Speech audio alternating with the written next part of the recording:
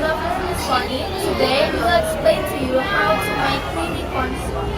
But first off, let's introduce ourselves first. My name is Aletheia, student number 4. I'm Angel, number 2. And now we will explain the ingredients that we use, starting from Angel. The first one we need is butter, a quarter of onion, 3 garlic cloves, smoked beef, which is our protein for the soup, half can of corn, and 2 tablespoons of margarine. And this is our 1.5 tablespoon of flour. This is our parsley, which is the toppings that we use for the soup. This is our butter. And these are our garlic cloves. This is our mushroom MSG that we use. And this is the chicken broth. There are 300 milliliters of them. And then this is the whipped cream. And there's also salt, pepper, and sugar here. Now to introduce the equipment. This is a pan. This is a stove. These are 5 bowls. This tablespoon and teaspoon. This is a serving bowl and soup spoon. And the last is this cup. And now we will begin our cooking. First, we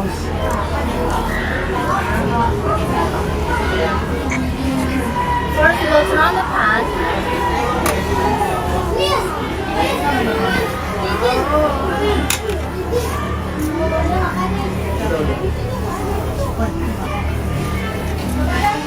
Get the margarine and butter into the already turned on pan.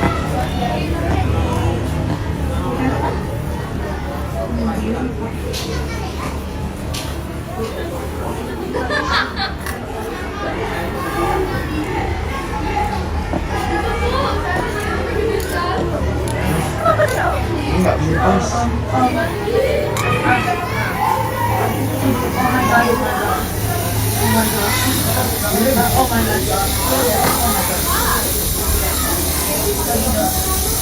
Nah, and udah kecilin. Udah kecil banget ini. Oke, dan lagi. Salt and butter into the already turned on pan.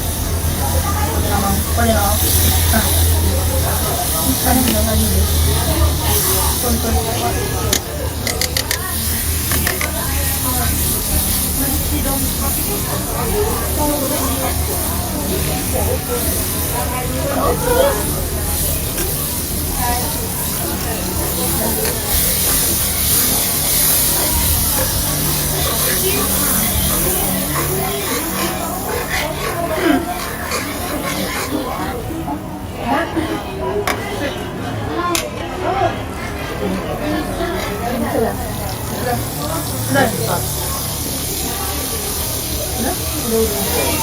Next, put the onion and garlic clove into the pan.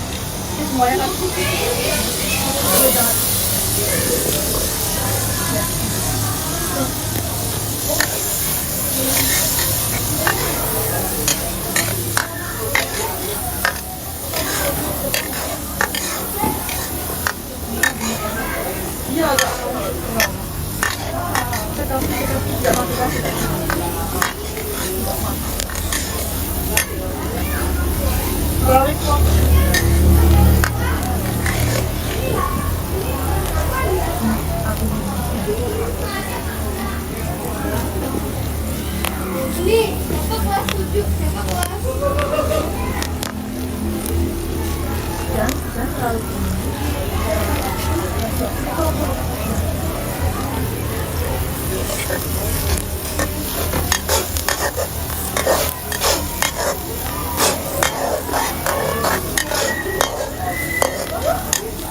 And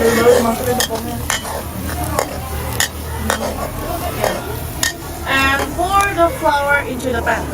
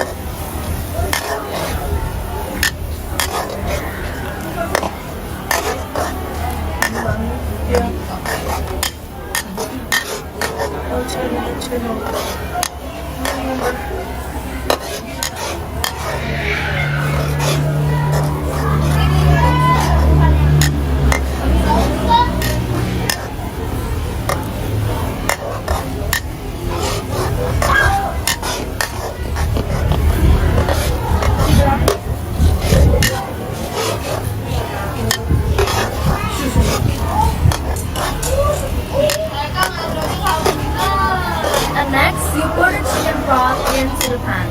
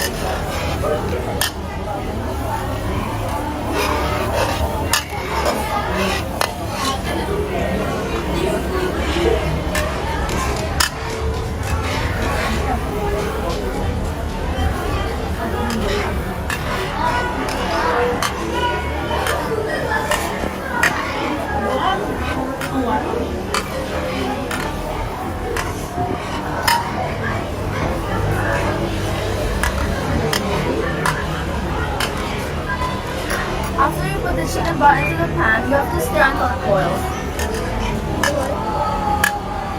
Okay.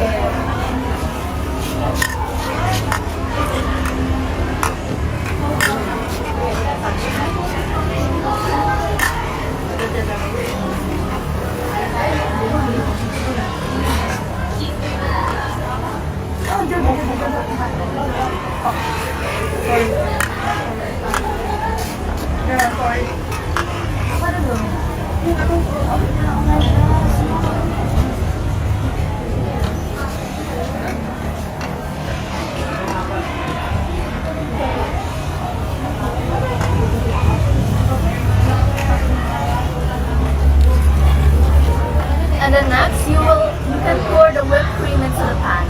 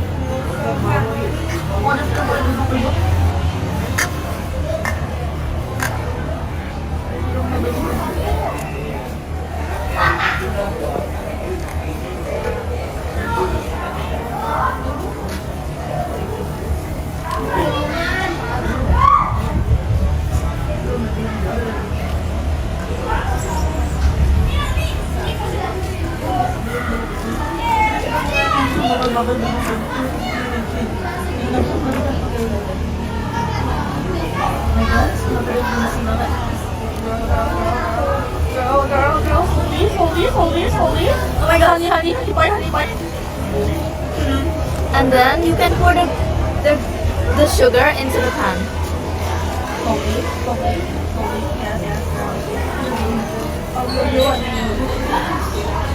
Oh my god.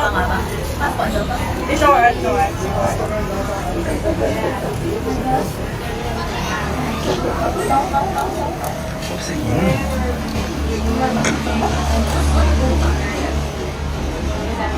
And then next, you can pour the pepper into the pan. Slowly, but fastly, girl.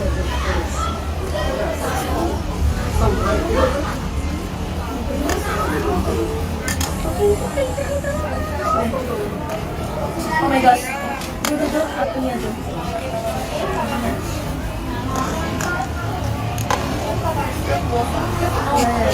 No, that's not waffle.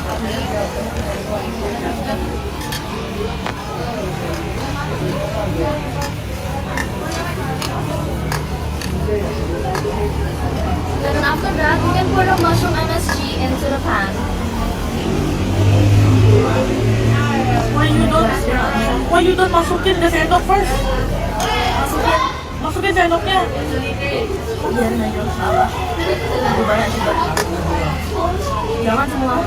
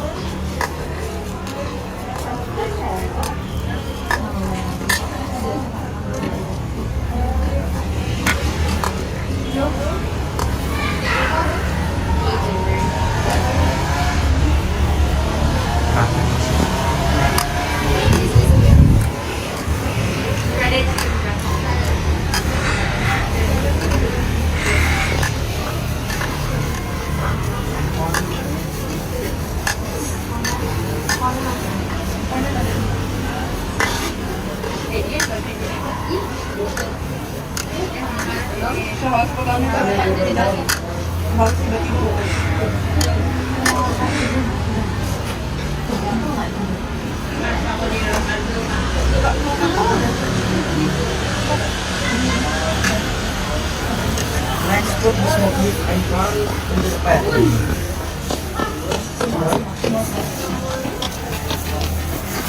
Slowly.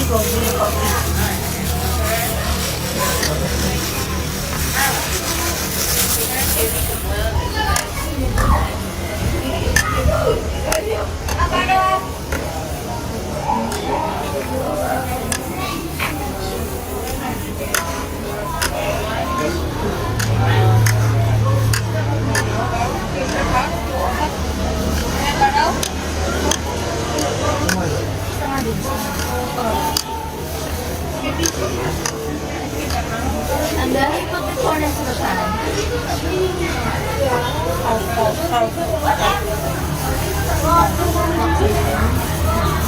Slowly, jangan ketinggian.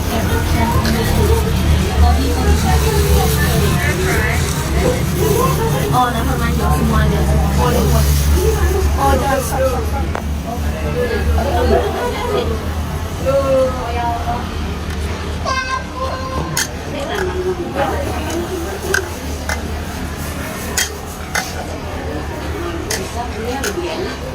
And then after you put all that in, you will stir until it starts to boil.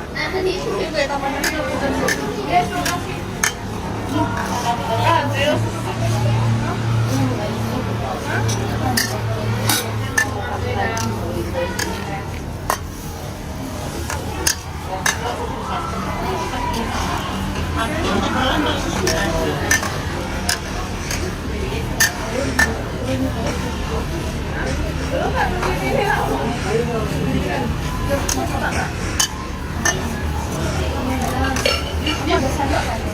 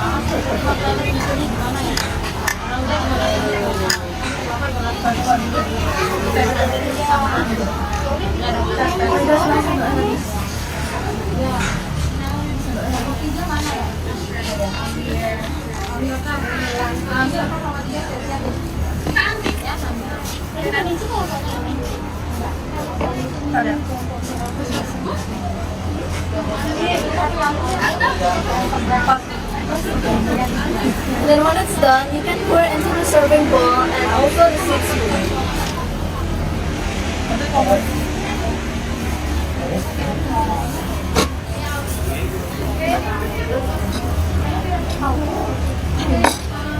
Soli-soli berkati. Kira buat taruh banyak je. Terlalu banyak jagungnya nggak sih? Oke, taruh.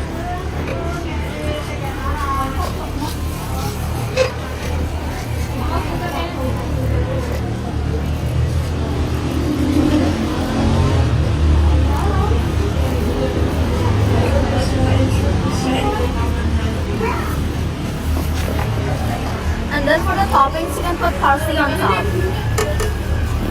Gimana?